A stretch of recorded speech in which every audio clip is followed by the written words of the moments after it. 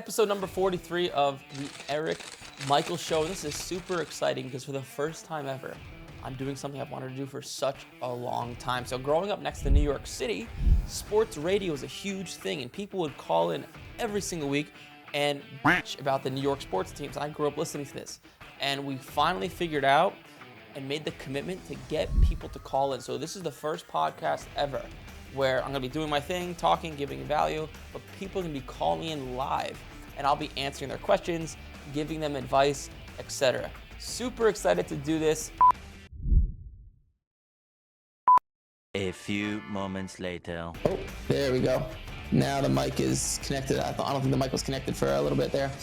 Like I said, tech issues. We're just getting rolling with this new podcast studio. But like I was saying, so right, 2x rule. You want to at least double your money when grading a card, right? So let's pretend, all right, we have a collection of cards. So if you have a collection of cards, right, the cost or like what you're purchasing these cards for is 0, right? Because you already have them. There's no cost. And if grading cost is going to be $20, right? That is your investment. So your total investment is $20. That's how much it costs to get a card graded. So bottom line is you want to make sure you're going to net at least $40 as a PSA 10. So what that means is you need a PSA 10 to be worth like 50 just to make sure it's worth grading. But then if you have a bunch of older cards, the problem is they're just simply like none of them are really going to grade a 10. Like cards from the 80s and 90s are just not worth much not graded a 10. And then as a 10, they're very hard to get graded because these cards from the 80s and 90s, one, they're old. People didn't take care of them. And two, they're very like flimsy, right? So that's why you see like if we go to like, let's pick up a good example here. They can't hear you. Can't hear me? No. I see the mic moving. Josh saying they can't hear you on IG or YouTube. Let's see. Slight tech issue here. Hold on a second, guys. Let me try to figure this out. Should I go to audience? No, it's that one. It should be Rodecaster. Try the other Rodecaster. Give us a second, guys. There's a little bit of a tech issue going on with Instagram and YouTube. I think you guys are having trouble hearing me. 1 second, guys. Let's see. But to continue to answer the question, because I know some of you guys are able to hear me, and also once we upload this to YouTube, this is the simple answer to your question. If you don't think you can grade a 10 and it's not worth at least $50, don't send it in for grading. If it's worth if you think it's gonna 10, that's the key. But once again, these older cards are never gonna 10. So like with this, to answer your question, I would assume if you think a card is in perfect condition, I would assume it's gonna grade at 9. So like with an older collection, and if the cards are in perfect condition or you think they are, I would want a PSA 9. It would be worth at least $50 for this card to be worth getting graded. Okay, but there's like just so much more to this. But you want to at least, if it's going to be a PSA 9, be worth at least $50 if you think the card's in immaculate condition. But I doubt from what you're telling me, and me just doing this a long time, that the cards you have are in immaculate condition, because from that era, it's extremely hard. Let's see. So hopefully that answers your question, Bryce. Yeah, so we're just, for those of you guys who are new, we're doing this new format where people could call in. So there's all this like crazy tech stuff going on. But sweet. Let's see what else we got. Okay, so we have Tony here. It says, "Hey bud, appreciate what you do. I'm going to start buying football for next season, but how do I know what the desirable cards are for year 2, 3, as well as veteran players? I love color matching numbered cards to start." Okay. So you're basically asking me what cards to buy for football. So for those of you guys who aren't familiar, the way sports cards works, if you really want to do it right, most players, when a season starts, go down. It's just how it goes because there's a lot of hype and excitement, and most players just go down in value. It's just the name of the game.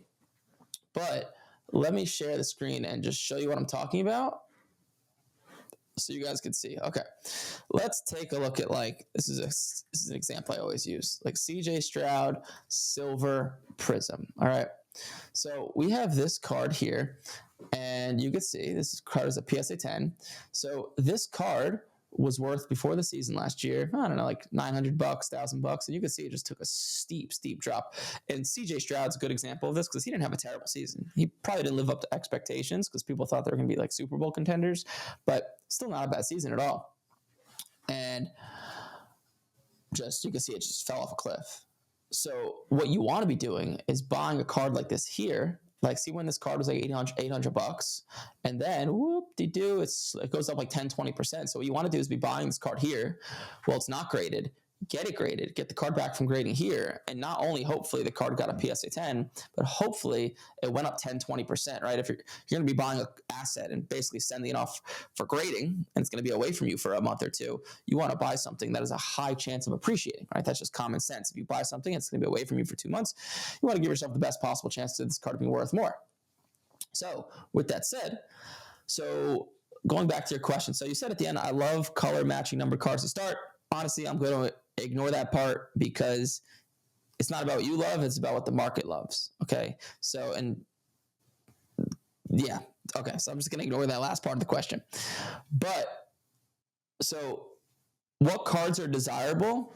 So the cards that are desirable are the ones that where there's going to be excitement around a player. So with football specifically, players go up in value when their teams do something exciting that where people think this player is going to have a good year. So let me explain.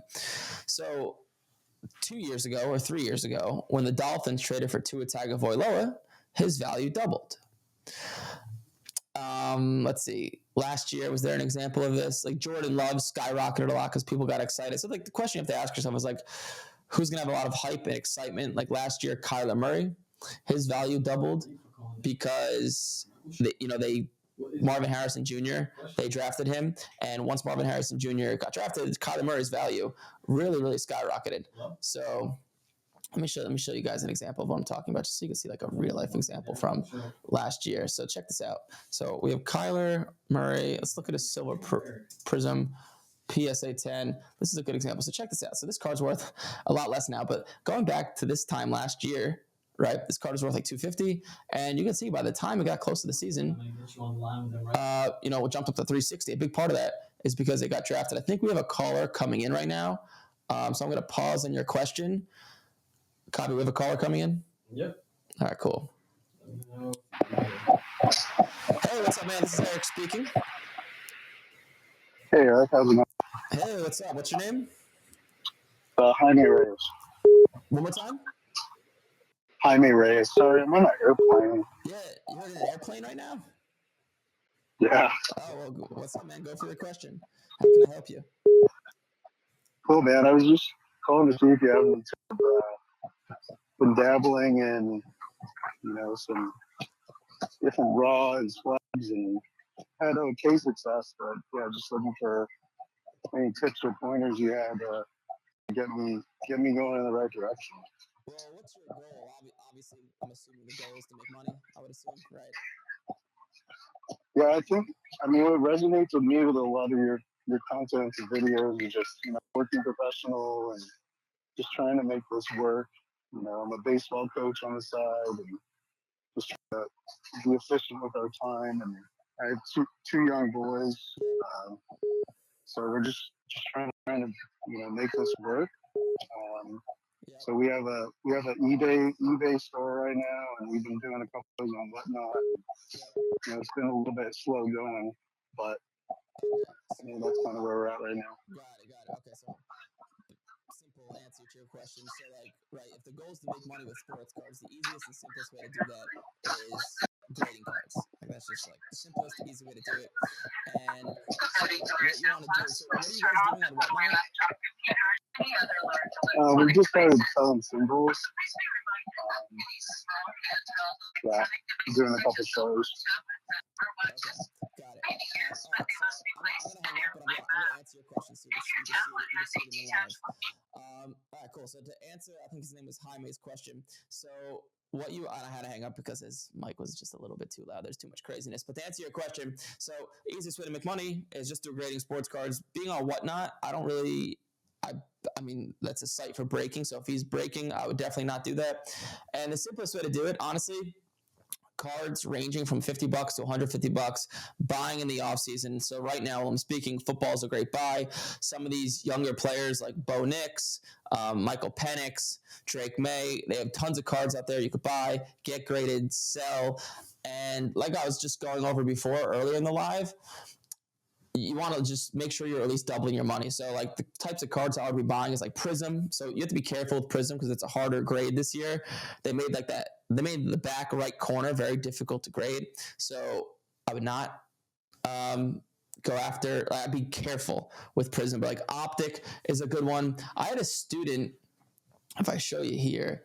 So I had a student make a lot of money, with these red Pandora PSA 10s of like, I think he bought a lot of Bo Nix. So like, check this out. This specific card came out like earlier than the other Optic cards, and he was just ripping them for like, let's look here. He was just like ripping them for like buying them for like $100, $110, and just selling them. Now they've come down a little bit, but like 260, 270s.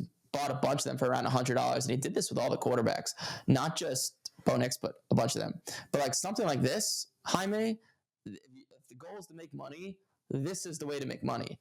So this card is, you're kind of, you could buy this card for like $95. PSA 10's like $250. Like this card, hopefully by the time you get it back, it's worth, $280, $300, $320, and putting yourself in a good position. So this is the type of stuff I would be buying if you're doing it with your sons, and the goal is to make money. So hopefully that answers your question. And like just going on eBay, there's so much of this stuff. So right, if we look at like Optic, Bo, this is nice that I can share my screen. This makes life very easy. So like stuff like this is just all day. Like there's more that goes into it. You want to be looking at the corners, the centering, the edges, all that stuff. But like stuff like this, I mean, you're just gonna crush on and double or triple your money every single time. So hopefully that makes sense. I think we might have another caller coming in here. So actually, I don't think I was sharing my screen there for a second. Hold on. This is what I meant to share. To show you guys this stuff. So like this stuff is just all day. Like you're gonna double or triple your money with this Optic stuff. The Prism stuff, I'm a little bit scared to buy, but I think we have another caller coming in. So no, we don't. I'm a liar. But yeah, this stuff is, to answer your question, right here. The big six quarterbacks. And then also you can go back a year, and CJ Stroud, he was, I think I'm like, okay, I hate to like go out there and say, I love this player, because then a bunch of people end up buying him.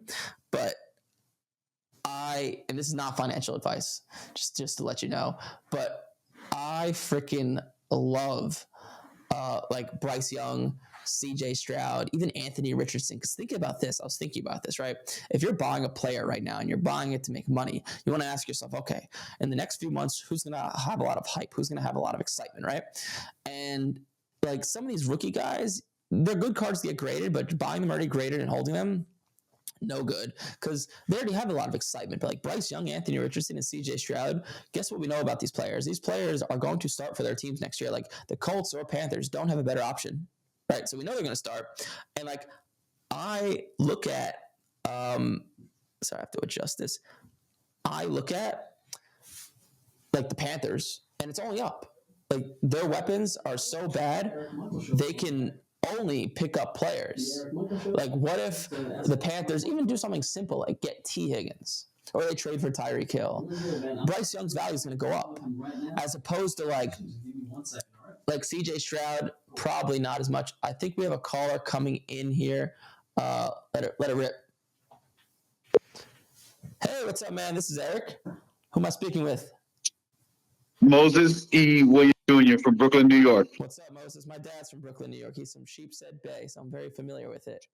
You want to laugh? I live in Sheepshead Bay on Pichelda between B and W. Oh, that's funny. Yeah, that's where my pops is from. That's why I'm a big Mets and Jets fan, because my dad's from Brooklyn and my mom's from Queens. I'm a Yankees, Giants, Rangers. Oh, nice. Okay, cool. Yeah, that's a small world. small world, but big world at the same time. Like, how can I help? How can I improve your Eh, day today? well, I'm a New York City yellow taxi. Okay, I've been driving overall for over 20 years. I've been doing an average of different jobs, 60 hours plus. So, I don't want to drive forever, Yep. and I want to, and I want money. So, for honestly, for a while now, I've been receiving your emails and everything. There's a lot. Uh, yes, yeah, but it was about the car. It was about baseball cards Yeah. and things of that nature. So I just want to know, how much will it cost to get started, and how much will it cost to get started, and how much money should I need to at least make between 15 to 2,000 a month to get started Okay. right away. Okay. So let me ask you that. I feel like I'm on a Dave Ramsey show here because I'm going to ask you some finance questions first before Sure. giving you like the goal. Okay. So you drive taxis 60 hours a week. Obviously, the goal is to make money. Is the eventual goal to quit your job or just make a Yes. income with the taxi stuff? So you could. I'm assuming the more you make from sports cars, the less you could be driving a taxi. Correct. Correct. That's the goal. Okay, so it sounds like from what you just said, the starting goal is $2,000 a month, and then how much would you need? Like, how much are you averaging per month right now, taking home to like quit your job? Between 10 and 20. Okay, all right. So this is, and then you've watched my content, and you're familiar with sports cards and how it works, like grading and all that stuff. The only thing I've learned from the video that I watched, the webinar, is that pretty much everything is like automation. Yep. Where it comes to setting up in the factory. But it's been a while since I saw it, so Okay. that's how come. Okay, so you saw the webinar. Okay, so this is how to make money. So in terms of our program, we have a few different programs, and it requires a more like in-depth call to see what makes sense for you. Just do me a favor. You just DM me on Instagram after this, and I'll help you, or I'll have someone call you. But anyways, to like answer your question, so the goal is to make $2,000 a month. Making $10,000 a month is much different than $2,000 a month. So $2,000. Correct. You're grading sports cards, right? That's the easiest way to get to like $3,000, $4,000, $5,000 a month. And the way to do it, so there's a bunch of like things you have to know, like the condition of the card, how to properly evaluate it. But simply put, like think of it like an avalanche effect. So are you watching me live if I share my screen right now? No, I'm on the phone with you. Okay, gotcha. So, oh yeah, that makes sense. So it's like an avalanche effect, all right? So let's take $5,000 for example, and Yes. let's say you're buying cards.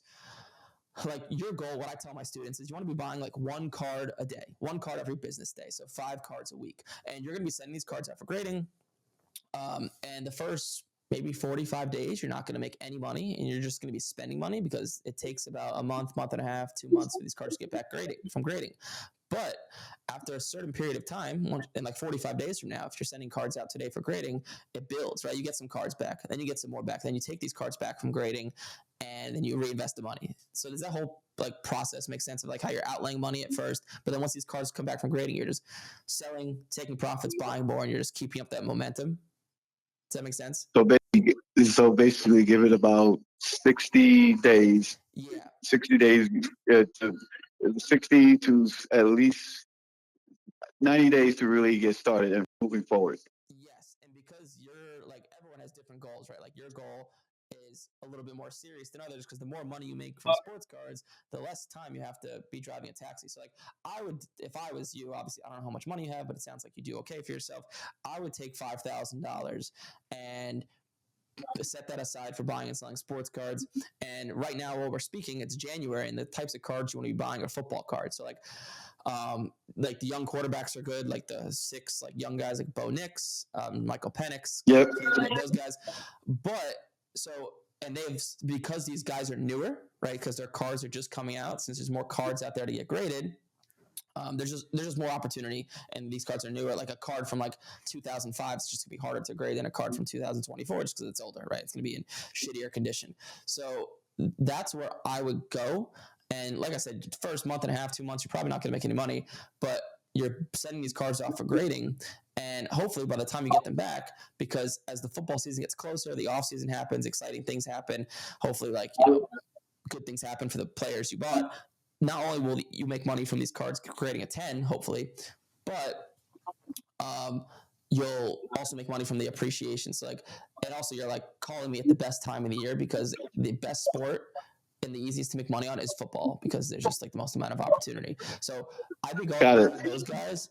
And then also on top of that, me personally, I like risk. I like the way I make money with sports cards is like I buy the guys that are in the absolute shitter, like the guys nobody's buying right now. So like the guys I just mentioned, like Michael Penix and Drake May, everyone's excited for them, right? They're newer guys, but I think where the real money is made, like the real money, is in like Bryce Young, Anthony Richardson, and CJ Stroud. They have tons of cards out there to be graded, and there's simply just not near the demand as there's for the newer guys. And take someone like Bryce Young. I'm not saying he's a great player, but the Panthers, they have to start him next year. Right, they don't have any other options. So Bryce Young is going to be the starter. Whether he's going to be good or not, who knows? But the Panthers, there's only up from here. Like they suck. Their weapons suck. Their team stinks. And like they could only do positive things, like trade for T. Higgins or draft an exciting receiver or whatever. Because Bryce Young needs weapons. So like because players appreciate and value if exciting things happen to them in the offseason. They get a new coach, they get a new receiver, etc. So like that's where I'd be going. Those are the types of guys I'd be buying right now. But the method you're going to be doing, making like a few grand a month, is through grading sports cards. Does that make sense? Yes. Cool. Any other questions? Any other way I could help you? No, you answered pretty much all my questions. All right. I appreciate it, man. Thank you for coming on. Just shoot me a message on Instagram if you have anything else. Absolutely. Thank you so much. Okay. All right. Thank you. Talk to you later. Bye. You're welcome. That's a good question. It's pretty common that, like what he just said. So I don't know, a lot of you guys watching this have probably seen my Facebook ads, and on these Facebook ads, I promote the idea of like, hey, make a few $1,000s a month, and this is not going to be something that's going to take away from your career or family.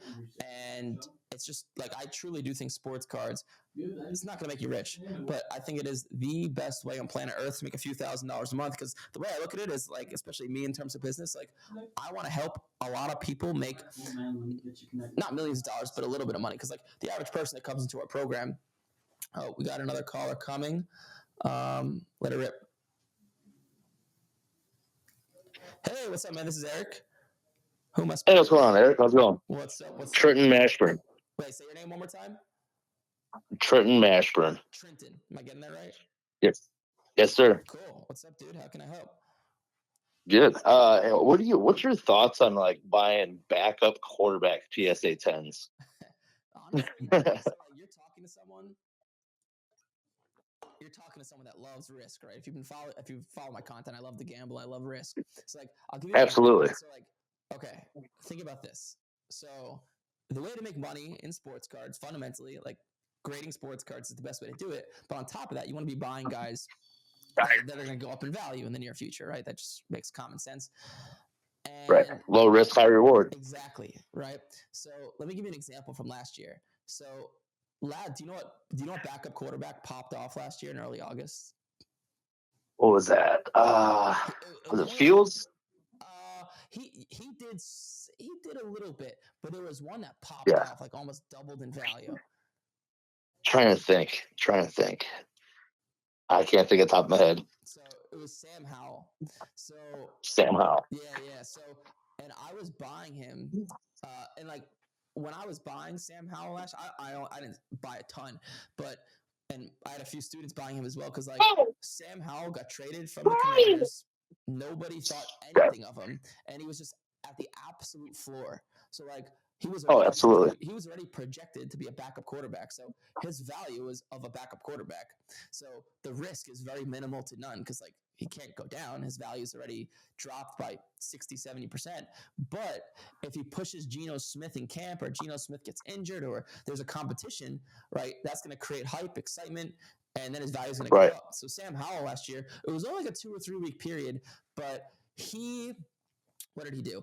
I don't know. I think there were like reports of him pushing Geno Smith in camp or playing well, something like that. And his value really doubled. And I remember specifically, I had a blue shimmer prism PSA 10 autograph. I paid like $160 for, $170, and I flipped it for $350 that week. So like, play this game, right? What backup quarterback right now do you think, not saying he's a great player, but who can push someone in camp, or like who can people think, oh wait, maybe this guy might actually end up starting? What backup quarterback? Like, I don't know. I'm asking you because I don't know. I can't think of all of them. Do you have someone in mind that you're thinking of? Right. So that's like my thing is like backup quarterback wise. Like I know like the whole Russell Wilson, Justin Fields thing. I don't know how it's going to play out in the offseason, but I mean, I can see that potentially being one of those deals. So I'll actually say to you, I think Justin Fields is a bad idea because like he's been through the ringer already. Like people have got excited about him, then it fell off. Like people kind of know he's not that great. But like I'll give you Right. I'll give you a backup quarterback on actually. You know who I think could have Okay. some hype and excitement? This is a flyer. This is not financial advice. So like what I'm about to say, I got you. take it with a grain of salt. But do you know who Jordan Right, Travis right. is? Oh, absolutely. I've actually been buying some of his stuff Yeah, because like Aaron Rodgers not knowing what's going to go on with him next season. yeah. So I thought that was a smart buy. Yeah, and like also like Jordan Travis. So like, I don't know if you're. I'm live right now on a bunch of platforms, but so I don't know if you're watching. Yeah. Oh, you are. So Yeah, watch it on TikTok. oh, cool. That means it's working. We had a bunch of like setting this whole thing up was very tech intensive. But do you see my screen? I don't know if you're gonna see it on TikTok. You'll probably see it on YouTube. But Do you see me sharing my screen? I must say it might be delayed, but I can see like, yep, that's popping up here. Okay, so like, yep, there it is. Jordan Travis, right? Jordan Travis. I don't know what it's. So okay, so he got drafted last year. So his stuff. Okay, so the problem is his stuff is so cheap. Getting it graded is gonna not like I don't know if it's mathematically worth it, but I would be like honestly buying Jordan Travis. Like if I was heavy buying Jordan Travis, like this is honestly such low risk and high reward. Like this stuff is so cheap. Like I actually have 2 Prism Silvers of Jordan Travis at PSA right now. Oh, you do? Yeah, I think that's a good idea because like this card. So like let's go on eBay real quick. Hold on, let me switch my screen and try to help you as best as possible. Hold on, let's move over to Mr. eBay right here. Cool. So like the only thing I'd be careful of, like Jordan, like this is like I just don't see the downside because the stuff's already so cheap and the upside's huge. But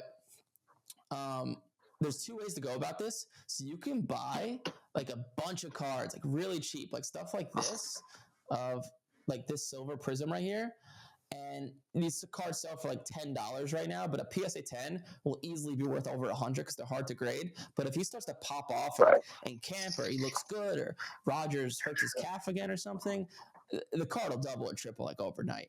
So you can go that route, or the other route, which I would go. But obviously, I don't know your finances, your budget is buy like higher end stuff, like his Prism cards that are worth like $200, $300, $400. Because even if they don't grade a 10, because like these cards are just hard to grade. Even if it doesn't grade a 10,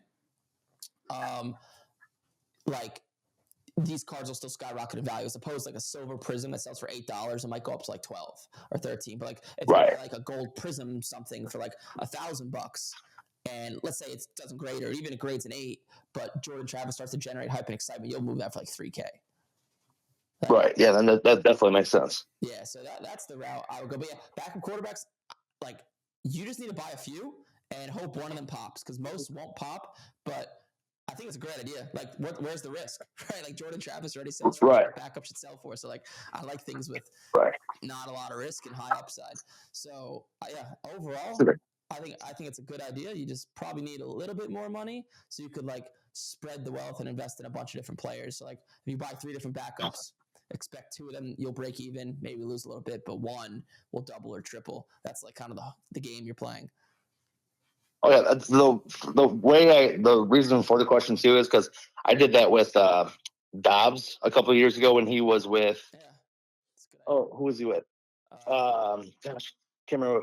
He like popped up. I think it was like for like Arizona or something like that. He filled in, and he was doing awesome. Like, and it was like a 2-week span where he just blew up, and I happened to get like a National Treasures RPA of his, and like I got that thing for like $20 maybe. And it shot up to value of like $500 in a matter of 2 weeks. Sold it. That'll happen. The next week he got hurt and it went right back down to normal. Yeah, you ever see the movie Wolf of Wall Street? Absolutely. Yes, that's my favorite. That's my favorite. I probably shouldn't be saying this out loud because Me too. we sell a program, but that is my favorite movie. Hey, me too. Um, Oh yeah. and so, like, they were selling penny stocks in that movie. And the way you need to think about sports cards, like with the question you're asking, is like Jordan Travis and these guys are like penny stocks, as opposed to like Patrick Mahomes is a blue chip stock, right? If he wins the Super Bowl Right. in next week, his values maybe go Skyrocket. minimally, right? Like Josh Allen, whether he won or lost that game, everyone knows he's great. These are blue chip stocks, kind of like Disney, that move a few percent here, a few percent there. The money to be made is in the penny stocks, like Jordan Travis. But the great thing about this 100%. that's different than penny stocks, like buying Jordan Travis, your downside is so small, as opposed to like a penny stock, a company could just disappear tomorrow. But like the money is made in like the younger guys that haven't proven anything, because that's where the volatility is. If you know how to take advantage of the volatility, you can make a lot of money. Right. Cool. 100%. No, I agree 100%. No, I love what you guys are doing. Like, it's awesome. I just want to call in and see about that because, like I said, I've had that work for me. I'm also sitting on a bunch of backup quarterbacks as well. So, cool. Yeah, but no. Yeah, keep me updated. Let me know how. Shoot me a message on Instagram in like a few months, and let me know how all the backup quarterbacks have went for you. I'm curious how it goes. Oh yeah, for sure, man. All right, man. Like I said, love what you guys do. Take it easy. I was able to get on here. Awesome. I appreciate it. Call in the future. All right, for sure. Take it easy. All right, you too. Bye-bye. Yep. Bye. Man, this calling thing is fun. I like it. Having live conversations. For those of you guys who, I've been sitting in front of a camera lens for, years, not talking to anybody. And it's great because I'm able to provide content for people, but actually like helping people live, it shows like I'm a real person. Two, it shows the value I could provide to people. And three, it's just honestly like it's hard because I've been doing sports cards for so long. One of the things I struggle with, and I've been teaching for so long, one of the things I struggle with is like I can't put myself in shoes of someone that's just starting, because I started 10 years ago. So it's nice to get people on and ask questions, because some of you guys might have the same questions they have, and you could see me answer it live, which is super cool. There's 24 people on here. I wonder if there's 24 people on. I wonder if that's between all the different platforms. Interesting. We're still getting used to this. Someone said, we can't hear you. Your mic is low and the caller is louder. Eric, turn up your mic. Okay, cool. So it sounds like when the mic is on with the caller. Question, Eric? Got it. Okay. We'll turn up the mic when there's callers coming in, but you guys could hear the caller, which is good. Okay. Cool. I think we have another caller coming in. Someone asked, how about Mac Jones now? He's not going to provide except because he has no chance of starting over Trevor Lawrence. Yeah. And everyone knows Mac Jones stinks. Like, he's proven himself to stink. Give me 1 second and I'm going to so right? Cool. I think we have another caller coming in. And Kavi, put up the volume on my mic when there's a caller for the audience to hear, because they're saying it's a little bit loud. No, yeah. Cool. We have a caller coming in. What's up, man? Hey, this is Art. Hey, can you hear me? Yeah, I can hear you. Go ahead. What's up, man? What's your name? My name is Art, A-R-D. A-R-D. What's up, Art? How can I help you? Art. Yeah, Art, like an artist. Oh, Art. Got it. Yes. The previous person, dude, I've been saving cards since my kids were born, Yep. And bought them from customers, if somebody died or whatever. And I'm not kidding. I have at least 40 to 60,000 cards that, from Michael Jordan to whatever, just every sports, basketball, football, baseball, Yep. all of it. And I'm just trying to find a place where I can get rid of these things, and still make a good money for all these years I've been saving them. Yeah, that is the golden question. And I'm assuming these cards from the 70s, 80s, and 90s? Yes. So, okay. So the problem with those cards, it's from the junk era, and a lot of them are worthless. However, so honestly, like the junk cards and the guys and names you haven't heard of, they're as good as flushing them down the toilet, to be honest with you. However, what I would do, the stuff that's worth money in your thousands of cards and the stuff you'll find is really 90s basketball. So if you look at what you want to be doing is looking at cards from the 90s, and there's other stuff within the 80s. I'm just giving you like a general thing to look at to make your life easy. But like 90s basketball, like Tracy McGrady, Allen Iverson, Kobe Bryant, Michael Jordan, like those cards, some of them are worth a crap ton of money. And then hopefully they're in decent condition. You can get them graded. But the sad part, you have a lot of cards. Most of them probably worth flushing down the toilet. No one's going to buy them. They just take up space. However, you want to be going through that collection and looking for 90s basketball or anything that pops out. But that's the stuff from the 70s, 80s, and 90s that could be worth a lot of money. And just to give you like a general thing to look at, this is like funny to say, but anything 90s basketball, a player you've heard of, and anything that looks shiny. If it looks shiny or cool, it's probably some sort of insert, which is like a specific type of card. And that's the stuff that you could have that could be worth a lot of money. Like you have a lot of cards, so there's a high chance you have something at least worth a few $100s, if not more. Right. And there's not, who wants to sit down and go through, as many cards as I have, that's the hard part. And like you said, yes, it is taking space. I mean, I have at least a 4x4 area, nothing but cards of, the big box, I think is a 5,000 count box. Yeah. And then the longshore ones are 2,000 or something like that. I don't know. They're all freaking full. I mean, I got Kobe Bryant, I got Shaq, and I go, well, these got to be worth something. These people are, they have names for themselves. They built up, and I just never bought anything after that. But I need somebody that is in this industry at least say, like you said, hey, flush them down the toilet. You're just wasting space. But to kind of go through them, Yeah, have your son do it. Tell him you'll take him out for ice cream if he goes through all the cards. I'm sorry, he passed away, so that's one of the reasons. Gotcha, sorry to hear that. Yeah, me too. So, is there a program that you would recommend that I can look them up and tell you the value of the card? Okay, yeah, it's worth 10 cents. Or it's worth $100. Yeah, if you just go on eBay and type in the name of the card, and on the bottom left, if you scroll down, you could click sold items or completed items, and it'll show you recent sales of that specific card. Okay. Yeah, I just got to sit down now and do it. I'm very collecting Social Security. I go, it's time to cash these damn things. And I don't care if I get $500 or whatever. Yeah, but I'm sure there's a lot more there. Yeah, if you have any questions or difficulties, like it's obviously hard for me to answer through the phone because I need to see it, but you just shoot me a message on Instagram or Facebook, and I'll try to help you out as much as I could for free, obviously. I'll do that. And what is your name again? My name's Eric Michael. Eric. Okay, Mike. I've seen you on Facebook all over the place. One day I'm going to call this, right? Yeah. And I just had surgery. I got a little bit of time, so I'm going to try to bug somebody. Well, sounds like you got some time now. So yeah, go through them. Any questions, just shoot me a message on Instagram, email us, Facebook, whatever is best for you.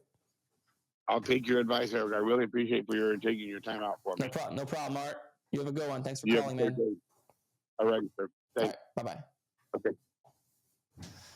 Cool. That was a good. Yeah, that's like the most common question in cards. I got all these junk. The answer, because it's the most common question, there's no right answer. Like, it's just junk. Like, no one wants 50,000 cards, just like you don't want it, right? But within those collections, there could be something valuable. And like the other way to get rid of those cards is through, like you could piece them out by like team or set and like list them on eBay, and you can get some collectors, but it's so much work for such minimal amounts of money.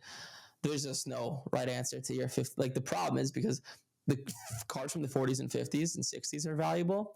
And the reason those cards are valuable is because no one thought they'd be valuable. So like everyone threw their cards out from the 50s, and that's why they're worth more money, just because there's less of them. Then come the 60s, or the 70s, 80s, and 90s, everyone's like, oh my God, these sports cards are worth so much in the future. Let's all hold them. And everyone held them, right? Hence why that guy's 50,000 of them. And now they're not worth anything, right? Something is only an opportunity when no one else sees it as an opportunity. And everyone through the 70s, 80s, and 90s thought that sports cards was a great investing opportunity. And unfortunately, because everyone thought that, it's not. It's kind of like buying Bitcoin right now. It was probably an opportunity when it was $5,000, $10,000, or even before, but everyone sees it now, and it's like, oh man, is it? It kind of goes back to like, the way I make money in sports cards is buying the people that no one else sees as an opportunity. Like that's the fundamental way to make money in sports cards, right? You buy low, you sell high, and you play off that volatility, right? So because of that, like once again, just going back to what I said, it's only an opportunity when no one else sees it as an opportunity. It's like everyone sees Jaden Daniels as an opportunity, right? And because of that, he's probably not much of an opportunity as opposed to like Bryce Young, right? Bryce Young, no one's on him right now. And because of that, or Jordan Love, actually, I think it's a Jordan Love card back there. I bought it at the Dallas Card Show. But once again, just you need the balls to buy something when no one else sees it as an opportunity if you want to make absurd amounts of money, which is why like Jaden Daniels is a good example of someone that I just don't think is a good opportunity as opposed to like Michael Penix. I'm not saying Michael Penix is a great player. He might be. He might not be. I think I saw a picture of him like drunk at a bar with a girl the other day, and there's like a meme. It was like he's really taking advantage of taking the offseason seriously. But that's the way to make money in life and in sports cards, to make a lot of money. Like grabbing things by the throat and believing in yourself when people don't see it as an opportunity. But I think we have another caller coming in right now. Let it rip, Copy. Hey, what's up, man? Eric speaking. Hey, Eric, what's going on, man? My name's Robert. Robert, what's up, dude? Nice to meet you. Thanks for calling in. You as well, man. How can I help? So I had a quick question. So I'm a part of the program. I just started, and I wanted to check to see, with everything I've been studying up on the videos. Yep. I know off season's the best time to buy. Yep. And I was just curious, as an example with football ending right now, I've kind of been going heavy on, football. I know it's, kind of off season for a lot. And my question is it better to wait? Kind of middle of off season, right when off season hits, or right when off season is about to end when you kind of go heavy on the purchases? Yeah, so that's a good question. So what's your buying budget for sports cards? Like how much do you have set aside? 50,000. Oh, okay. So you have a lot of money. Okay. So yeah, honestly, there's like 2 off seasons in football. So what you'll see happen in April when these players get drafted, or when draft happens and the off season happens and teams pick up receivers, you'll see a lot of players skyrocket then you'll see a lot of players skyrocket in like July and August.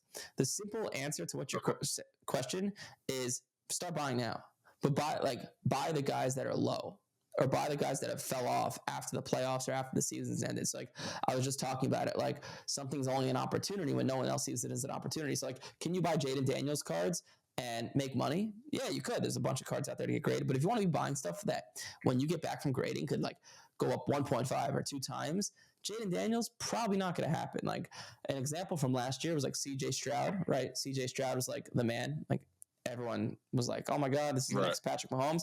And his value, because everyone was on him, his value went up like 10% from like now to the beginning of the season. As opposed to like Kyler Murray last year, Kyler Murray's value doubled from now till the beginning of the season because Kyler Murray's was just a better opportunity because no one was on him. So like, if I were you and I had that type of money to play with, I would buy all the newer guys, and keep like this big 6 quarterbacks like Penix and Jaden Daniels and all those dudes. But I would look into like, I love the idea of like buying Bryce Young, Anthony Richardson, Jordan Love, CJ Stroud, the guys that no one else sees as an opportunity right now. That's what I love. That's funny you say that. Yeah, it's funny you say that because I have just over the last weekend.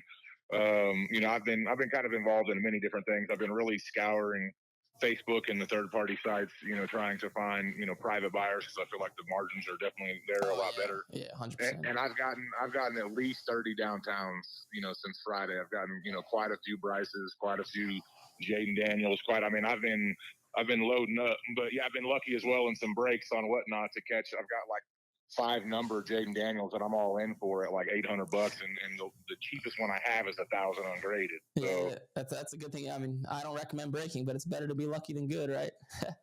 No, and I just wanted to kind of get my foot in the door, kind of see everything, kind of see the whole spectrum of the business because I own a marketing company. I meet with you or John tomorrow. I have a call tomorrow to kind of go to the next. What's your last name? Hood. Okay, gotcha. Okay, cool. I see. I think I remember seeing your name pop up in our Slack channel when you bought the academy program. But yeah, like because you have more money. Like I'm assuming your goal is not to just make $500 a month. I would assume. So yeah, like I'd be going like heavy into those guys that nobody's on right now. Because the downside is like Bryce Young's already really cheap. Like, where's the downside? Like a good example is someone just called in. I don't know if you were listening to him, but he was talking about buying backup quarterbacks. And last year, our students and myself were buying Sam Howell. Sam Howell got traded to the Seahawks last year, and his value, because the Seahawks came out and said he's going to be a backup to Geno Smith. Sam Howell's value was the price of a backup, right? So like, if you buy it at a backup price, you can't go down, right? You can't get worse than being a backup. However, the upside is, what if he pushes Geno Smith in camp, or Geno Smith gets hurt, or he looks good in training camp? You're going to see his value pop up, which is exactly what happened for a few weeks. I think he was playing well in training camp, but people got excited. Like, a good example I just gave this guy who called him before was like Jordan Travis. He was the 5th round quarterback for the Jets. He was a really good quarterback at Florida State, but broke his leg pretty badly, and he fell to the 5th round. But like, what if he pushes Aaron Rodgers, and he's not going to push him in camp? Like, what if Aaron Rodgers gets injured, or he looks really good in camp and people think he's the heir apparent to Aaron Rodgers for the Jets? Even if he doesn't start, just from him playing good in camp, his value is going to skyrocket. But what's the downside? He's already priced at a backup. Right? How much worse can it get? Not much, right? So I mean, obviously anyone loves low risk and high reward, and not giving you financial advice here, but that's why I think like Stroud and Richardson, like, the Colts are going to go with Richardson next year. He stinks, but he's already so low. And what if they pick up a receiver, or he looks good in camp, or whatever? People get excited, and there'll be buyers for him.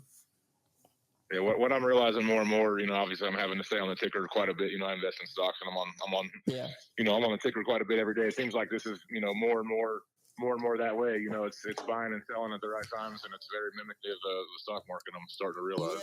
Yeah, so the only thing I would say, and this is biased obviously because I sell a program that teaches people how to do this, so I've been doing it for 10 years. The only thing that's like, people compare it to stocks. I'm like, it is and it's not, because like in stocks, it's very hard to have a competitive advantage, right? Like the greatest investor of all time, Warren Buffett, made 17% a year.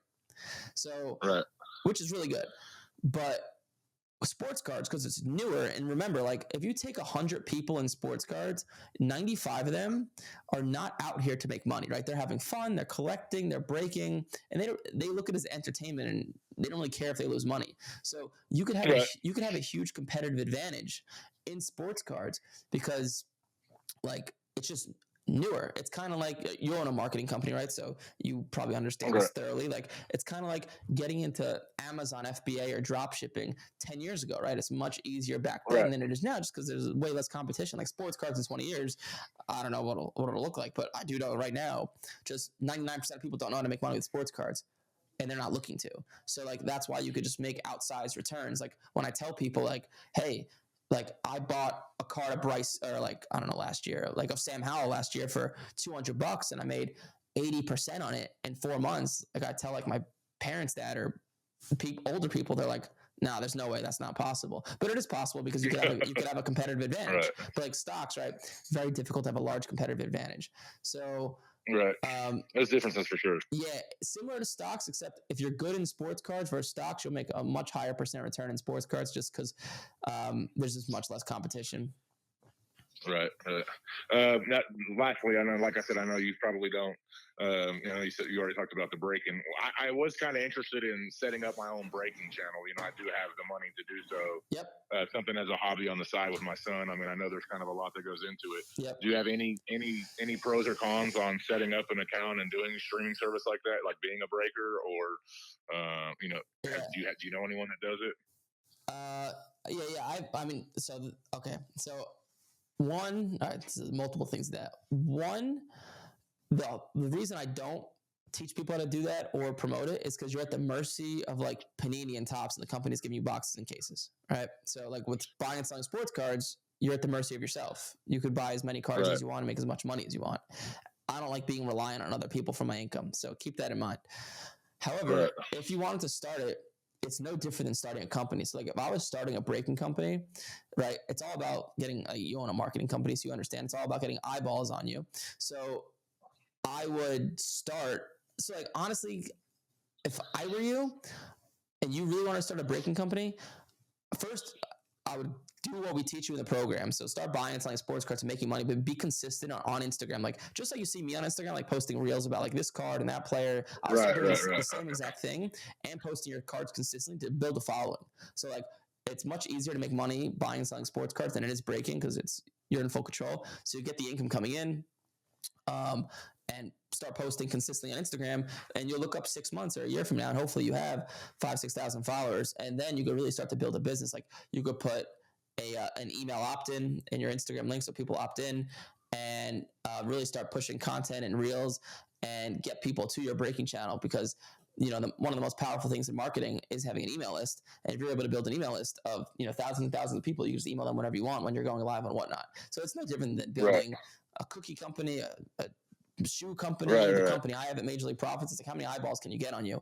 If I were you, I'd start with the buying and selling sports cards and use that as a lever to make good content, to consistently post on Instagram to gain followers, then look up 6 months, a year from now, and then start to use those followers and convert them into people to join your breaks. Perfect. Good advice. Yeah, I'm so into it, man. Like I said, I have 156 cards at PSA right now. No shit. Nice. How many did you buy while in our program, or you came in with those cards before the program? Well, I've acquired probably 10 or 15. Just nothing through online. It's all been like meetups. I went to a card show and then doing like Facebook and stuff like that. But a lot of them I had before. I am wanting to, obviously once I get everything, I know it's going to be like a $10,000 or $15,000 a month investment for a few months, with that drive period of getting the cards back before money's rolling in. But yeah, I was just curious. Like I said, that's why I wanted to call. I know off season basically is here for football, and I just didn't know if it'd be good to, wait a week or two, go heavy the day after the Super Bowl, or, like we talked about, wait until, August or so, right before the season starts. But it sounds like kind of both, like right now, next week or two, and then kind of, maybe 8 weeks from now, try again, it seems like, or kind of watch it every day. I would just keep consistently buying, and when you get these cards back from grading, because you have more money you could afford to hold, all you're doing is just waiting for something good to happen. So let's say it's last year and you bought a card of Kyler Murray and it got a 10 and it came back to you and it's March. Wait just for something good to happen. So they drafted Marvin Harrison and his value went up 50%. Okay, boom, sell it. And if nothing good happens to the player, just hold it into July and August, and you'll make a steady, hopefully 10, 20, 30% on top of what you made from grading. So I would just hold, wait for that spike to happen, for something good to happen to the player. Sometimes nothing good happens to the player and it doesn't go up at all.